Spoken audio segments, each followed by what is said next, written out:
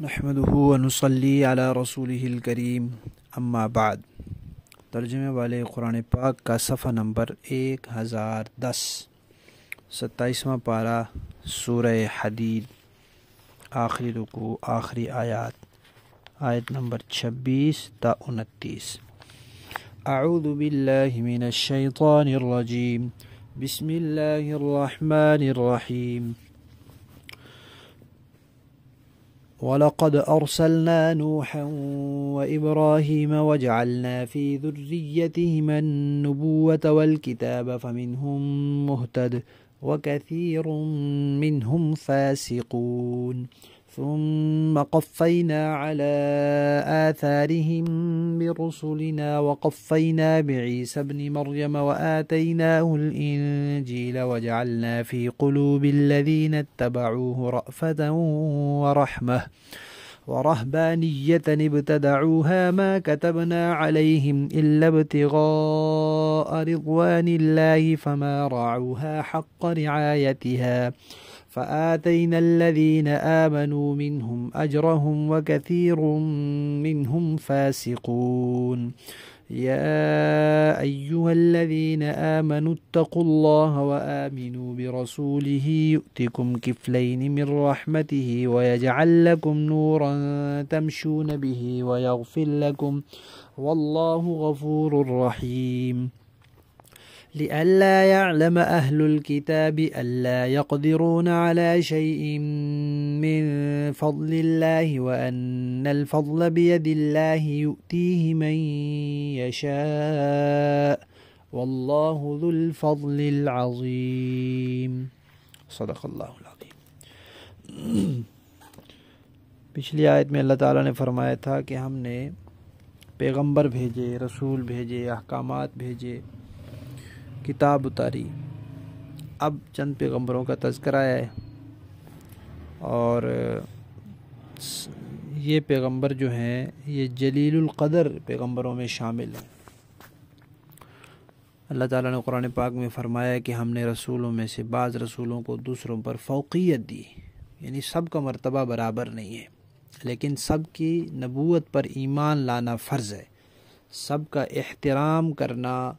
اور ہر قسم کی بے ادبی اور بے ادبی کے شبہ سے بچنا بھی فرض ہے۔ ان میں ایک نوح علیہ السلام ہے اور ایک ابراہیم علیہ السلام ہے۔ فرمایا کہ نوح علیہ السلام، ان کو آدم ثانی بھی کہا جاتا ہے، تو ان کے بارے میں فرمایا کہ ان کے بعد جتنے بھی نبی ہیں وہ سب ان کی اولاد میں ہیں، اور بعد میں جتنی کتابیں بھی آئیں یا صحیفے آئے وہ بھی سب ان کی اولاد میں، کیونکہ جب نبی ان کی اولاد میں تو صحیفے اور کتابیں تو نبیوں کے لیے ہیں، تو وہ بھی ان کی اولاد میں۔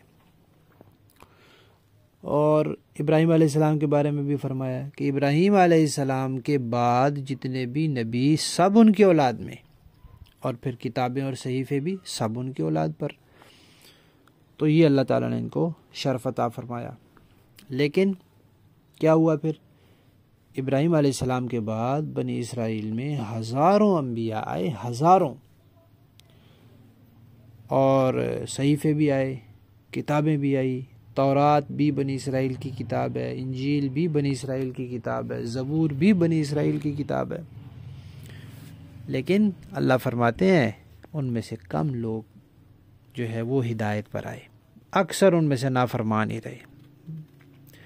یعنی اکثر کافر رہے، مانے ہی نہیں۔ پھر جو مسلمان ہوئے ان میں بھی پورے عمل والے نہیں رہے، اور نبیوں کے جانے کے بعد انہوں نے دین کو بھی بدل دیا، تو نافرمانی میں مبتلا ہو گئے۔ پھر بنی اسرائیلی سلسلے کے آخری نبی ہیں حضرت عیسیٰ علیہ السلام۔ ان سے پہلے اللہ فرماتے ہیں ہم نبی بھیجتے رہے انہی نبیوں کے نشانات پر، انہی کے طریقے پر، کیونکہ دین سب کا ایک ہے، بنیادی باتیں توحید، رسالت، قیامت اور آسمانی وحی کی صداقت، یہ سب، اس میں سب نبیوں کا دین ایک ہے بس۔ تو آخر میں آئے عیسیٰ، حضرت عیسیٰ بن مریم، اور اللہ تعالیٰ نے ان کو انجیل عطا فرمائی۔ پھر فرمایا کہ عیسیٰ علیہ السلام کا جو مذہب تھا اس میں اور شریعت محمدیہ میں کچھ فرق ہے۔ صحابہ کرام کی خوبیاں اللہ تعالیٰ نے بیان کی، اور امت محمدیہ کے لیے اللہ تعالیٰ نے یہ لازم قرار دیا کہ کفار کے بارے میں سخت ہوں، آپس میں رحم دل ہوں، اور دین اسلام پوری دنیا کے لیے ہے اور قیامت تک کے سارے زمانوں کے لیے ہے اور ہر انسان کے لیے۔ عیسیٰ علیہ السلام کا جو شریعت تھی وہ صرف بنی اسرائیل کے لیے تھی، صرف بنی اسرائیل کے لیے، تو ان کو نہیں کہا گیا تھا کہ باقی سب سے تم نفرت کرو اور ان کے بارے میں سخت ہو جاؤ، تو وہ باقی سارے لوگوں کے بارے میں بھی نرم تھے، چاہے وہ مسلمان تھے چاہے غیر مسلم تھے، اور آپس میں بھی نرم تھے، تو اللہ نے ان کے اندر نرمی رکھی تھی، یہ سختی والا کام ان کے لیے نہیں تھا۔ اور اللہ تعالیٰ نے ان کو احکامات ایسے دیے تھے کہ وہ بعض انہی کی کتابوں میں موجودہ میں لکھا ہوا ہے کہ اگر کسی نے کوئی کوٹ اتار لیا تو کرتا بھی اتار کے اس کو دے دو کہ بھئی یہ بھی لے جاؤ، کسی نے ایک تھپڑ مار دیا تو دوسرا رخسار آگے کر دو کہ ایک اور بھی لگا لو۔ جہاد کا حکم بھی ان کے لیے نہیں تھا۔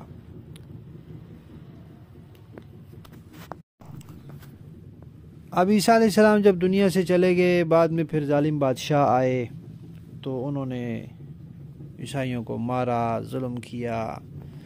اور ان کے خلاف خوب آپریشن کیے،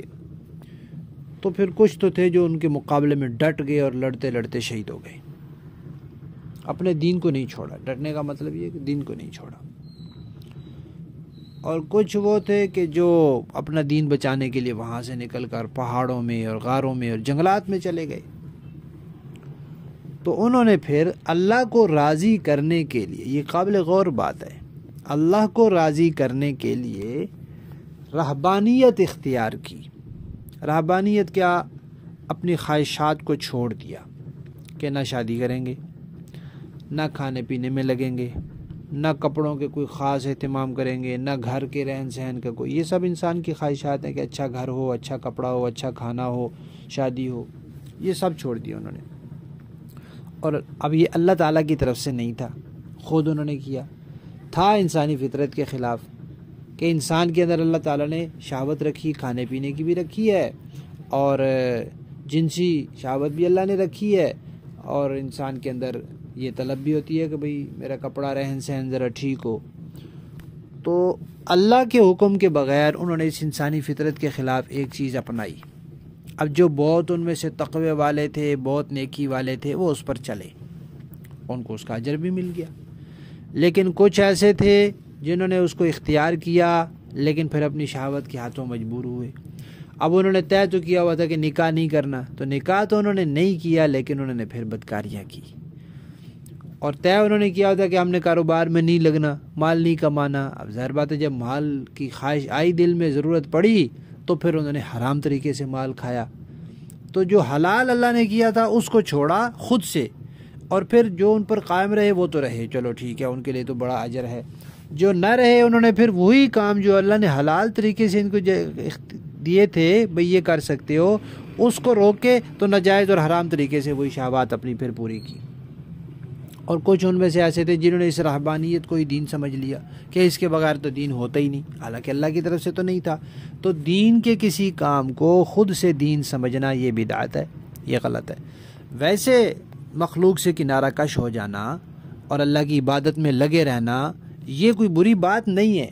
لیکن کیونکہ انسانی فطرت کے خلاف ہے تو اس لیے اس کے اوپر پھر قائم رہنا یہ بڑا مشکل کام ہے، بہت غیر معمولی لوگ کر سکتے ہیں، ہر کوئی نہیں کر سکتا۔ تو اس لیے نبی پاک صلی اللہ علیہ وسلم نے فرمایا تھا لا رہبانیت فی الاسلام، اسلام میں رہبانیت نہیں ہے کہ بھئی نہ شادی کرو اور نہ کھاؤ پیو اور نہ مال کماؤ اور بس جا کے جنگل میں رہو۔ کوئی غیر معمولی صلاحیت والا ہو تو ٹھیک ہے، ورنہ لوگوں میں رہنا ہے، کھانا پینا ہے، مال کمانا ہے، لیکن دنیا کو دل میں نہیں آنے دینا، آخرت کو یاد رکھنا ہے اور سب کچھ آخرت کے لیے کرنا ہے۔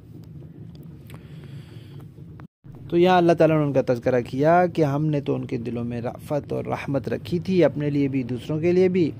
اور رہبانیت انہوں نے خود سے ایجاد کر لی جو ہم نے ان پر فرض نہیں کی تھی۔ مقصد ان کا یہی تھا کہ اللہ کی رضا کو چاہیں گے، لیکن پھر جو انہوں نے اپنے لیے رکھا تھا اس کی وہ رعایت نہ کر سکے۔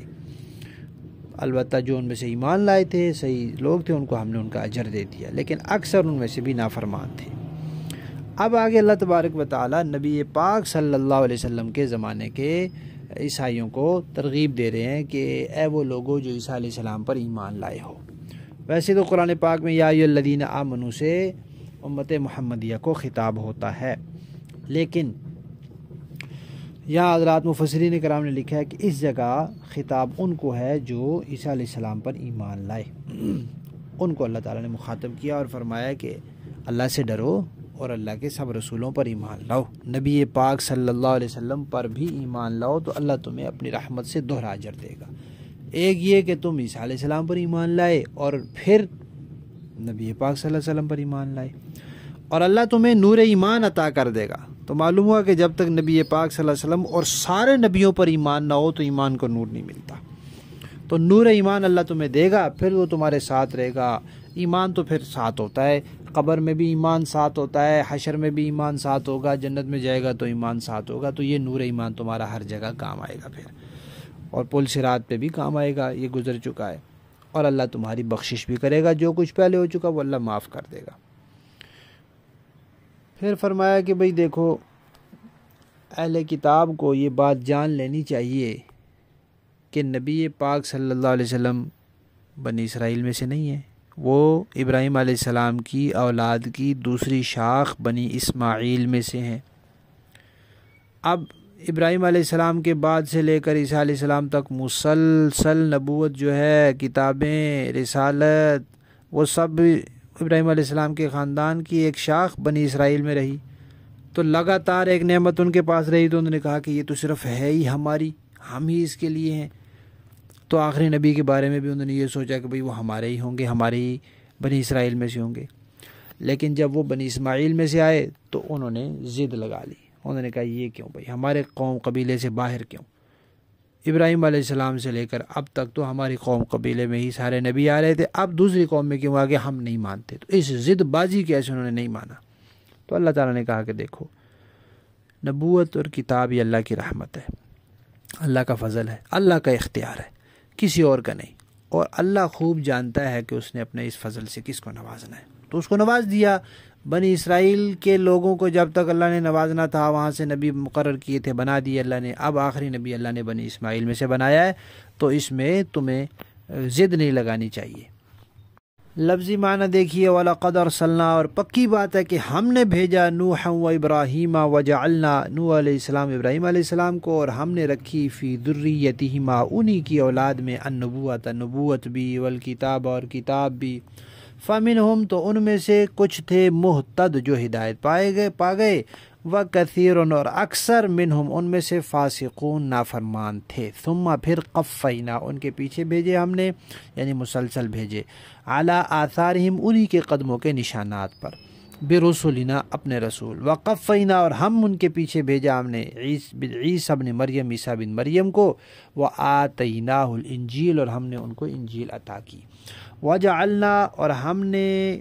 ڈال دی، فی قلوب الذین، ان لوگوں کے دلوں میں اتبعوہ، جنہوں نے عیسیٰ بن مریم کی پیروی کی، کیا ڈال دی؟ رأفۃ و رحمہ، نرمی ڈال دی اور رحمت ڈال دی، ورہبانیہ، اور باقی رہی رہبانیت، ترک دنیا، ابتدعوہا، وہ انہوں نے خود ہی ایجاد کر لی، ما کتبناہا، وہ ہم نے نہیں فرض کی تھی، علیہم، ان پر، الا، مگر،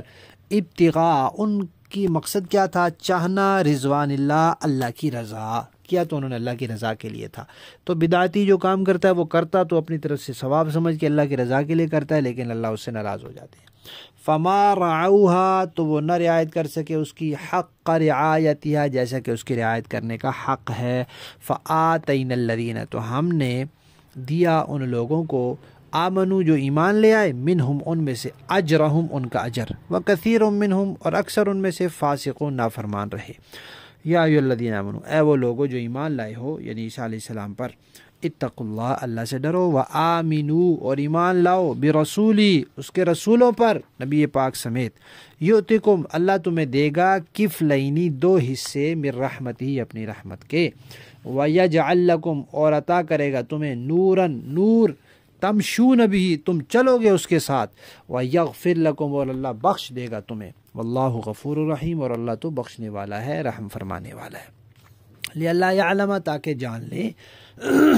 اہل الکتاب کتاب والے اہل کتاب جان لیں اللہ یقدرون کہ وہ نہیں قدرت رکھتے علی شیئن کسی چیز پر من فضل اللہ اللہ کے فضل سے، جو اللہ کا فضل ہے اس پر ان کی کوئی قدرت نہیں، وہ اللہ جس کو چاہے گا دے گا۔ وَأَنَّ الْفَضْلَ اور یہ کہ فضل بِيَدِ اللہ اللہ کے قبضے قدرت میں ہے، یؤتی وہ دیتا ہے وہ فضل من یشاء جسے وہ چاہتا ہے، واللہ اور اللہ ذو الفضل العظیم بڑے فضل والا ہے۔ با محاورہ دیکھیں جی، وَلَقَدْ أَرْسَلْنَا نُوحًا وَإِبْرَاهِيمَ وَجَعَلْنَا فِي ذُرِّيَّتِهِمَا النُّبُوَّةَ وَالْكِتَابَ فَمِنْهُمْ مُهْتَدٍ وَكَثِيرٌ مِّنْهُمْ فَاسِقُونَ اور ہم نے نوح علیہ السلام کو اور ابراہیم علیہ السلام کو پیغمبر بنا کر بھیجا،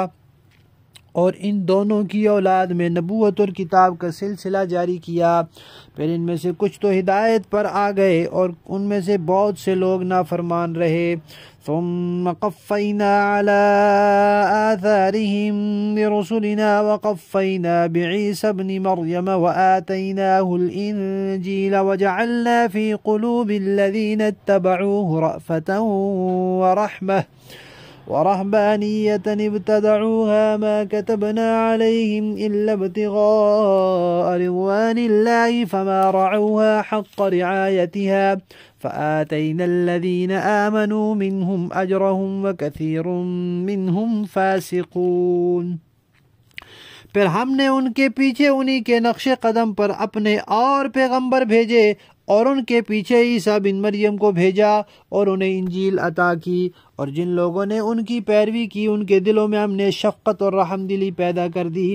اور جہاں تک رہبانیت کا تعلق ہے وہ انہوں نے خود ایجاد کر لی تھی، ہم نے وہ رہبانیت ان کے ذمے واجب نہیں کی تھی، لیکن انہوں نے اللہ کی خوشنودی حاصل کرنا چاہی، پھر اس کی ویسی رعایت نہ کر سکے کہ جیسے رعایت کرنے کا حق تھا۔